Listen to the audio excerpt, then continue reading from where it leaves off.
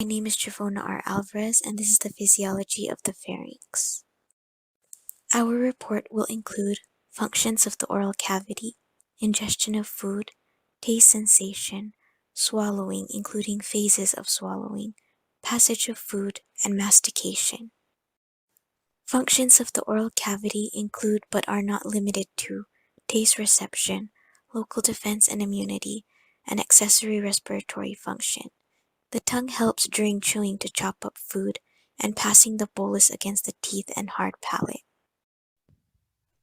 Ingestion of food include the lips, which are the entrance of the aerodigestive tract and help close the mouth during chewing so that the food stays in the oral cavity.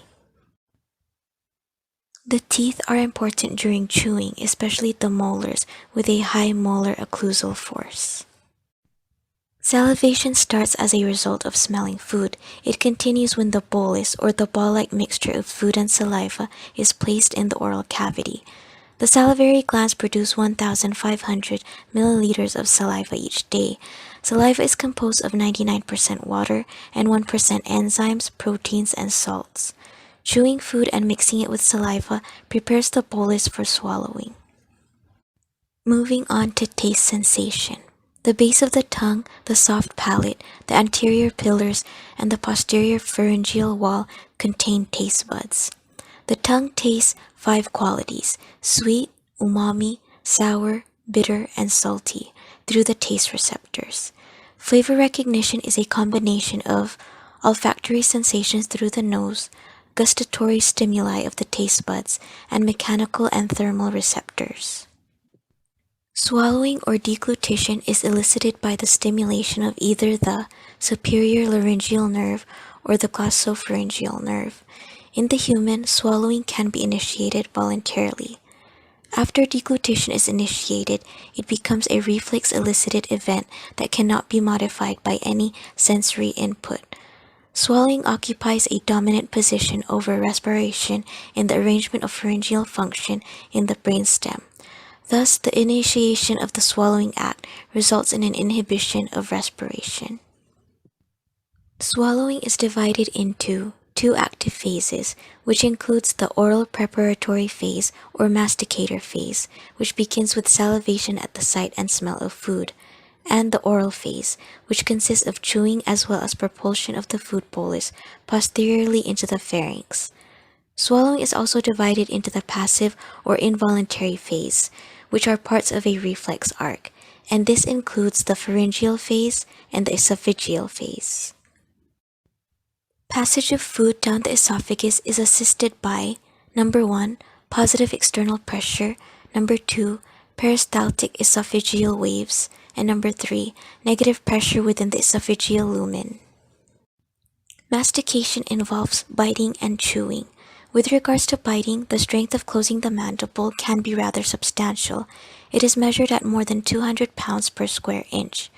The act of biting is first developed at 7 months of age. With regards to chewing, it is a series of forward, backward, and/or lateral rhythmic motions of the mandible. The tongue and cheek muscles keep the food between the biting surfaces of the teeth. Chewing develops between 10 to 12 months of age. We now move on to the physiology of the larynx. Our report includes speech and voice production and the aerodynamic theory of sound production, including determinants of frequency and intensity. Speech occurs when respiration, phonation, and articulation act in concert to produce spoken words for communication.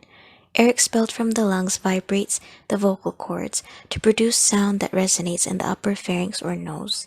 Articulation is used to shape the bolus of sound waves into an understandable spoken word.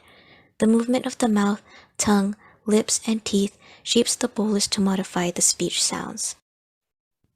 When an air column of sufficient pressure and duration reaches the larynx, the vocal cords are approximated and a fundamental tone is produced by the passive vibration of the vocal cords. Although vibration is primarily determined by the passive effects of subglottic pressure, physical properties of the vocal cords, and mechanical stress caused by the extrinsic laryngeal musculature play an important role. Mechanically, changes in vocal cord morphology and elasticity and air pressure are important determinants of voice quality. The fundamental frequency of vibration of the folds varies with age and sex and averages 125 Hz in the adult male and 250 Hz in the adult female. Determinants of frequency and intensity include vibratory mass of both folds, their antero-posterior tension, functional dumping at high pitches, and the subglottic pressure. In general, the longer the vocal cords are, the lower the fundamental frequency, and the greater the vocal cord tension, the higher the frequency. Many thanks for listening.